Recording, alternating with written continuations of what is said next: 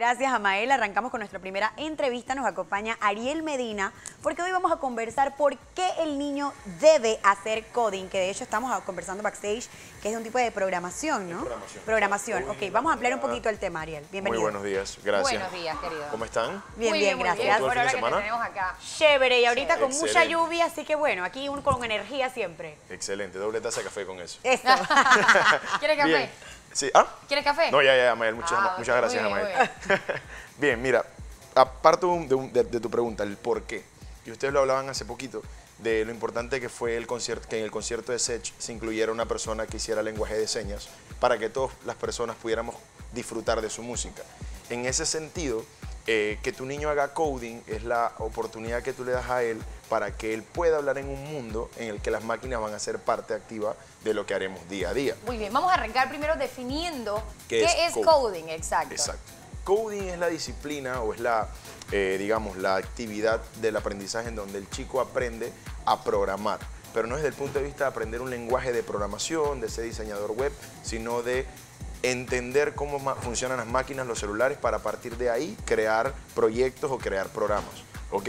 Esto es un punto muy importante y de hecho la programación no viene de la tecnología, la programación es algo que viene de la filosofía y de la lógica, en donde tú como ser humano interpretas qué debe pasar para que algo ocurra o qué evento se dé. Por ejemplo, si está lloviendo y tú estás por salir de casa, lo más natural es que salgas con un paraguas o con un capote, pero eso no tiene nada que ver con tecnología. Pero cuando lo llevamos al tema tecnológico, si hace demasiado frío y tienes una tecnología que detecta esa temperatura, ¿qué debería pasar con el aire acondicionado? Debería regularse. Claro. Entonces, esa lógica que a nosotros a veces nos parece un poco obvia, es algo que debe el niño formar desde muy pequeño para que pueda de una manera u otra desenvolverse, pero era muy importante que se desenvuelva en el mundo de las máquinas. ¿Por qué esto es importante ahora? El año pasado, el 71% de la carga laboral de todos los trabajos del mundo lo hacían los seres humanos y un 29% las máquinas. Entiéndase como máquinas todo aquel software que es, digamos, Aplicaciones, evaluado, computadoras. aplicación y todo lo demás, que tiene interacción humana pero que es hasta cierto punto independiente.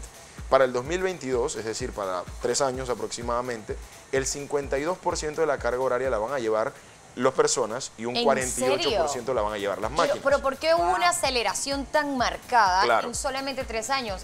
Me parece impactante y hasta me asusta, porque Exacto. tú dices que el año pasado había solamente un 29% de las máquinas teniendo la carga de trabajo. Exacto. ¿En qué? 3 años ya casi vamos a estar mitad máquina, mitad ser humano. En 5 No, años. ¿por qué? de Tres, hecho, en 5 ¿Cómo es 5 eso? años. 2022, 4 años. ¿Qué pasa? Que año tras año, y creo que ustedes lo ven todos los Wow. días con los celulares, se duplica la capacidad de procesamiento de los dispositivos. Eso es verdad. Porque los procesadores se vuelven doble veces más rápido.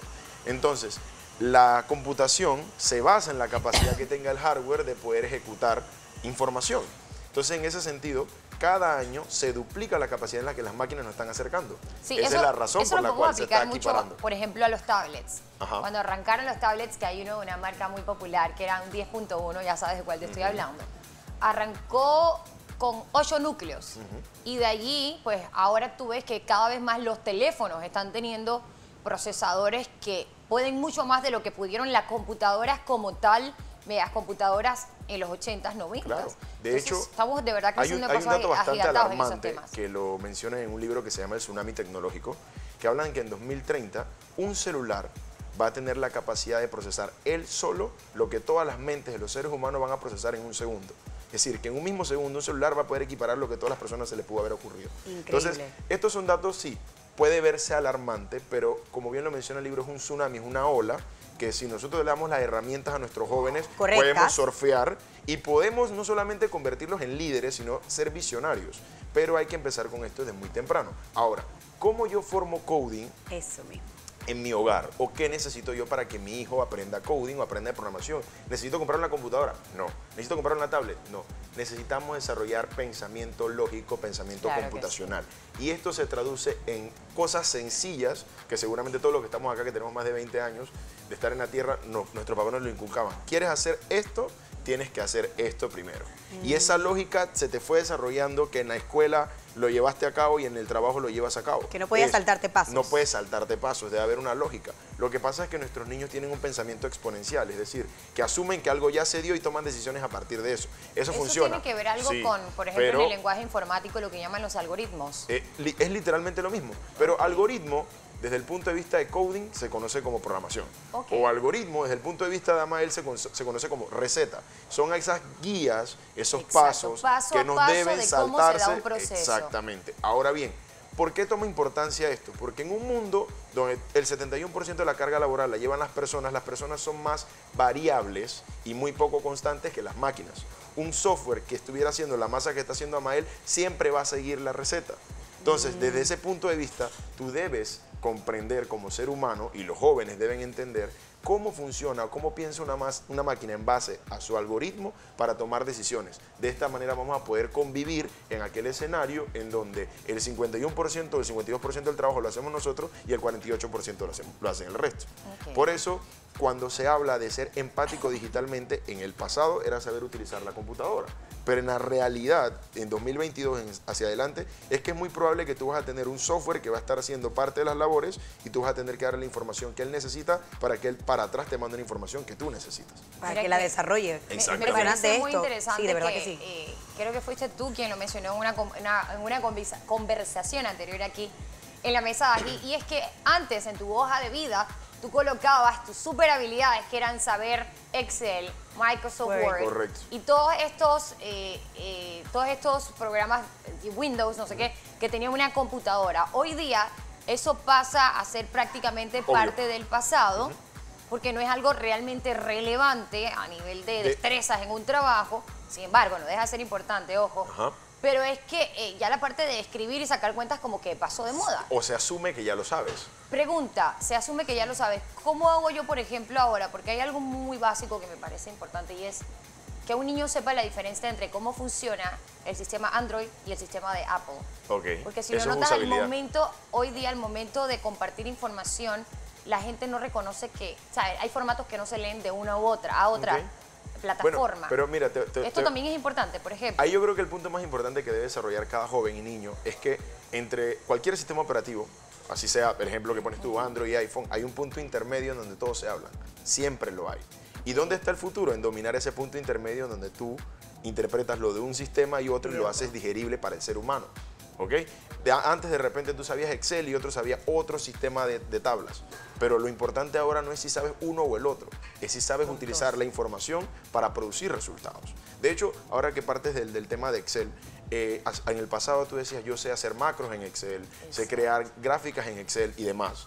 Ahora hay una tendencia que se llama, también o para PowerPoint, ahora hay una tendencia que se llama inteligencia de negocios, en donde tú tienes un software en el que con 2 palabras ya puedes crear un dashboard o puedes crear una gráfica. Automáticamente. Entonces, ¿qué pasa con todos aquellos que invirtieron meses de Claro. estudio o un montón de dinero para poder formarse cuando realmente ya eso es obvio que debería saberlo? Entonces, en ese punto de vista, creo que hay que cambiar un poquito de concepto o romper el paradigma de que debo saber una tecnología y debo tener una habilidad para aprovechar la tecnología. Si se dan cuenta que yo no estoy hablando de lenguaje de programación, no estoy diciendo matriculen a su hijo en un curso de Java o matriculen a su hijo en un curso de Python. No, es aprendan coding, ni qué es Java ni aprendan Python. programación, entiendan lo que todos los lenguajes detrás funcionan, que es lógica, para que de esa manera, no importa qué se encuentren delante, siempre van a ser productivos. Pero al final es una decisión que tiene que tomar, o sea, el el padre, claro que obviamente sí. la familia, para poder inculcarle Claro al niño, que ¿no? sí, y de hecho, o sea, es un tema que no se está mencionando en el día a día del sistema educativo,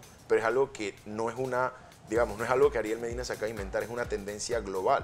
De hecho, globalmente se valora mucho más la cantidad de lenguajes de programación que manejas versus la cantidad de idiomas que puedes hablar. ¿Por qué razón? Porque ya tienes un asistente de voz que puede traducir por ti las cosas. ¿En serio? Pero no tienes un asistente de voz ahorita que pueda traducir los lenguajes de programación por ti. Entonces, en un mundo donde, vuelvo y repito, donde el 49% de las labores las llevan a cabo las máquinas, tú debes dominar el lenguaje de las máquinas. Es como si yo le dijera, viene una gran cantidad de inversionistas extranjeros de la India a Panamá. Y Todos para empezar aprovechar a el hablar negocio, el ¿qué hay que idioma. aprender? Hindi.